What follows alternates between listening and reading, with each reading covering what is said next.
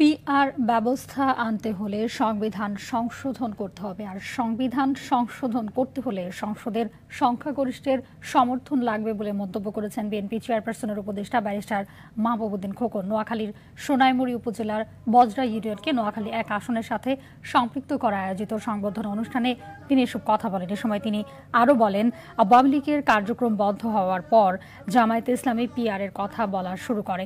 অন্তর্বর্তী সরকার এটার বাস্তবায়ন করতে পারবে না।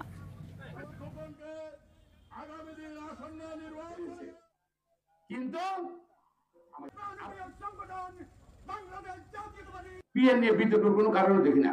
কিন্তু জামাতে ইসলামের একটা কর্মসূচি হতে পারে পিআর, আর তোদের তত্ত্বাবধায়ক সরকার বা অন্তর্বর্তী সরকার এটা বাস্তবায়ন কিভাবে করবে?